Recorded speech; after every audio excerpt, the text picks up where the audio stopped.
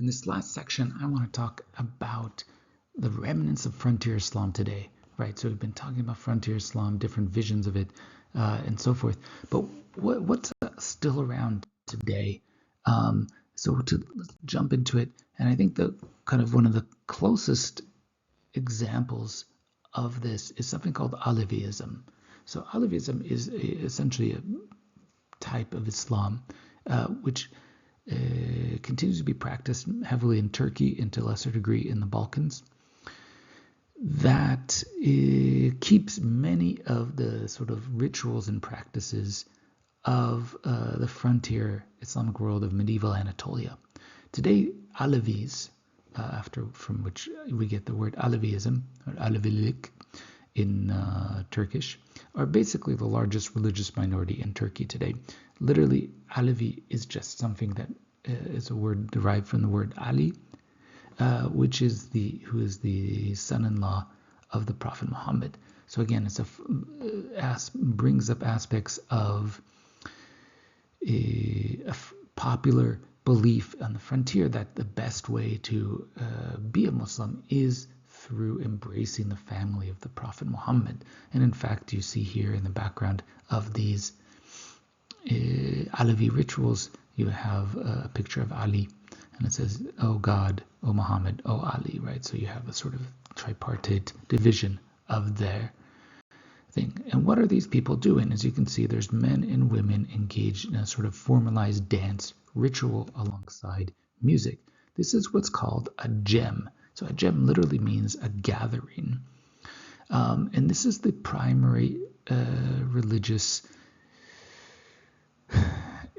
ceremony of Alevis that they do in a communal setting.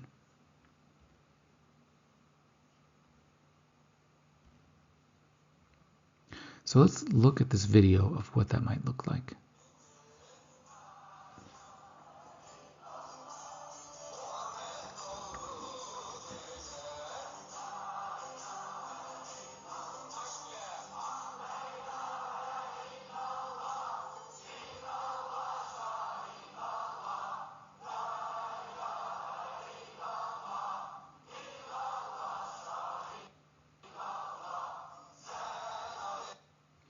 See if we can jump around a bit.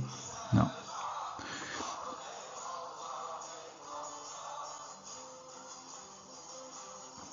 So what you see here is chanting, music, and we'll see with it also large parts of dancing. So now I'm not saying this is exactly what was happening in the middle frontier, but we get a sense of what probably Islam was like. So when Ibn Battuta was saying that, every night people would go singing and dancing, this is probably some aspect of it. Now let's move to a different section.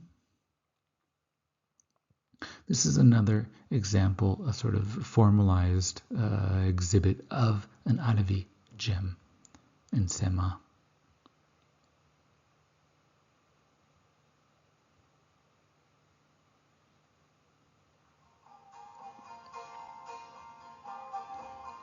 This one's obviously conducted in someone's home or a more modest space.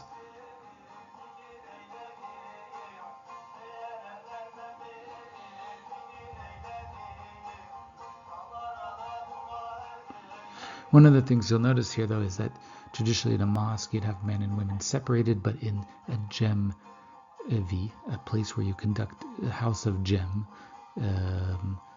you would have both men and women sitting side by side.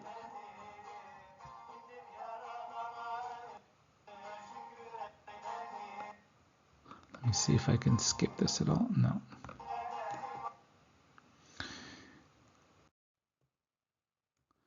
So what we have here is aspects of Sufism, of Alidism, right? So the attachment to the family of Ali without it being actual Shiism, as we talked about before. And we have aspects of kind of this mystical Sufi Islam that permeated the medieval Islamic world at that time, right? And we can see this, for example, in this image of a Sema at that time when Sufis are driving themselves into ecstatic states through music, through dance, and in that way worshiping God. Now, Alavis are still around, of course, as you can see from the videos, and they are still most heavily represented in kind of central or eastern Anatolia.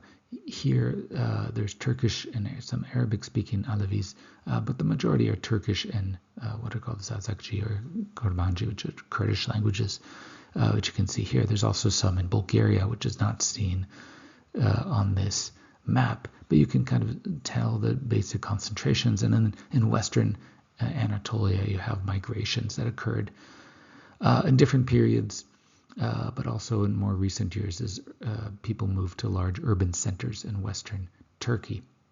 Now, Alavis are not, until recently, were not formally acknowledged or recognized. It was a sort of open secret. They were constantly spoken ill of, and we'll talk about in class how Alavism began in response to a crackdown in the 1500s on certain types of what's seen as problematic religiosity. In the medieval period, this wasn't problematic at all. It was the basic common way of being Muslim. But over time, they became marginalized as the majority of the population took on a more formalized vision of Sunni Islam.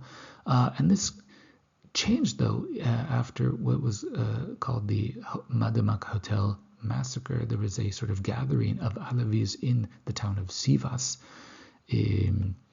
When a crowd found out about it, they stormed their hotel, set it on fire, and in that massacre, basically a lot of Alavis died. That became a sort of rallying cry in the 1990s for them in the recreation of Alavi identity.